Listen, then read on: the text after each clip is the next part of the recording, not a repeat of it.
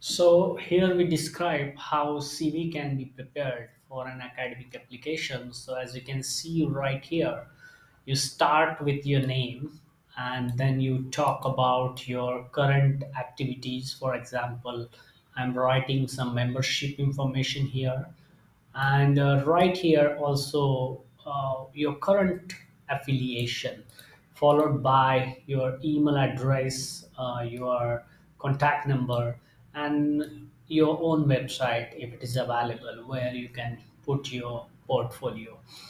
Having said that, next section, or we say this is the very first section that starts with your education. Write all your education, PhD, MS, and your bachelor's degree in the order they have been achieved, obviously. And then the next section comes out for an experience.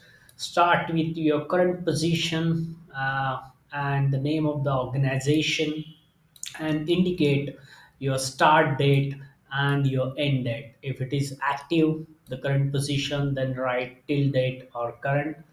In a couple of bullet points, you can talk about the activities that is done under this category, under this organization. Then keep on writing your experiences. For example, next experience is about the most recent employer, and again you start, give the name of the organization where you worked, write the start date, write the end date. Again, two or three bullet points maximum, write the kind of activities you perform. Since this is an academic oriented, academic focused CV that could be applied or sent for a faculty position or a postdoctoral position, you can include your activities about teaching, research, scholarships, and other related tasks and responsibilities.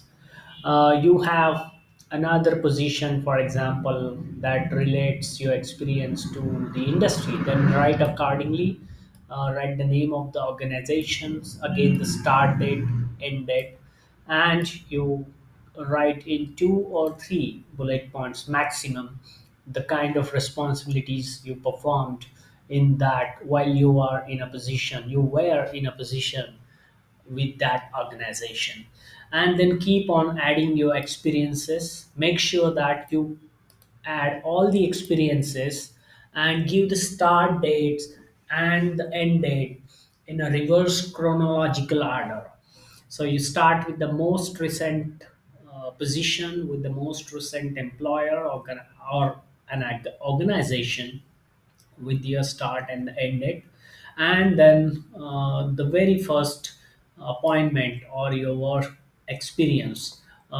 Till that experience you can continue writing over here. Once your work experience is over, then the next section you can talk about and add is about your publications.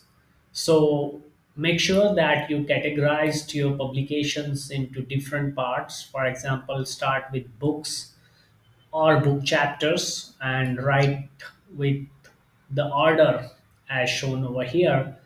For example, the author name, then the year of publication, the name of the book chapter or book, and if it is already accepted, write accordingly. If it is already published, write accordingly, and give a name of a publisher and all other possible details.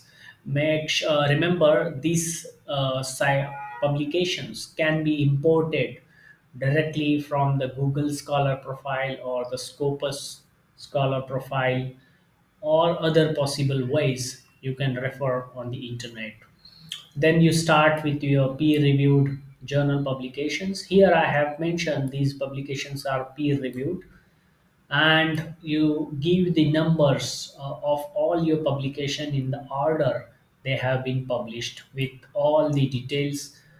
This is automatically exported with the help of a software such as Google Scholar, or you can also use Mendeley to actually keep your publications in order in which they have been published, and then export it to your Excel or Word file, and accordingly then you can then copy paste them in a MS Word file, where you can then use that doc file to convert it to a PDF.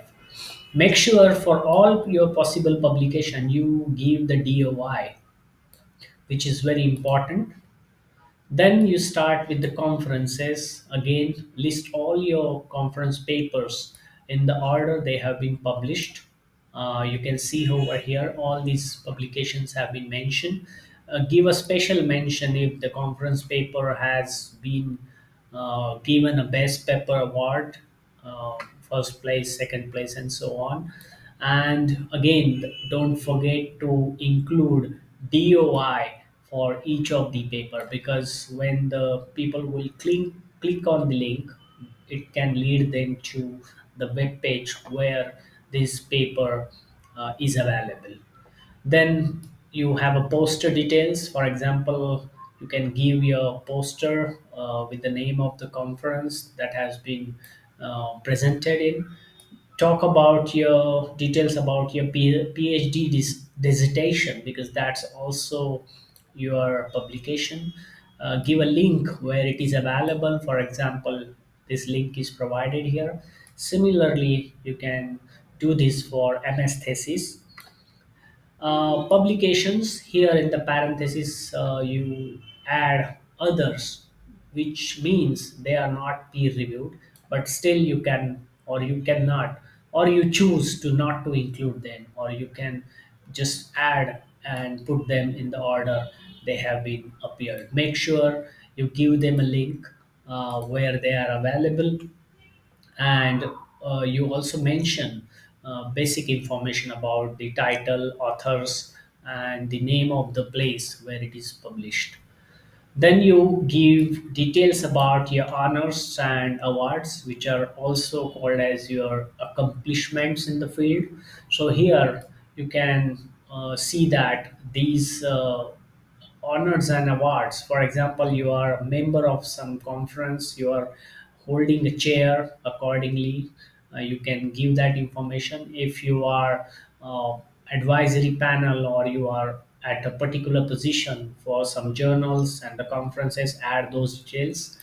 You can also add your membership to different organization. If you have been invited to some programs, some departments, some venues, some scientific avenues, you can write those details right over here. You can write your speaker invitations to different conferences, to different venues. Write your details about reviewers, that what conferences, what journals are you reviewing the papers. Supplement that information with the certificates and the documentary evidences. Talk about what grant you have got, whether it's this doctoral research, postdoctoral research, independent research. As a faculty, you applied to the grant and you have been granted. Include that detail. Tell about what proposals you have reviewed as an expert reviewer. Talk about your presentations. Talk about your invited papers that has been published in your special issues.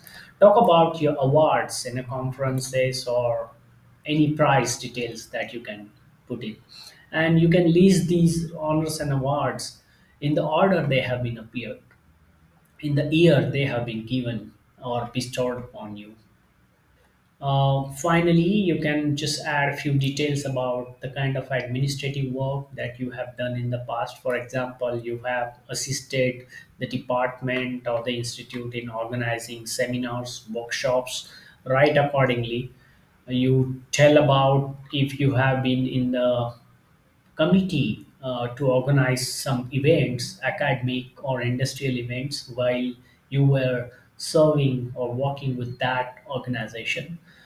Here, you may or may not want to include this section. For example, here I have listed some collaborations which are active and which are held in the past while working with or associated with these organizations. So you can see and add them in the order they have been appeared.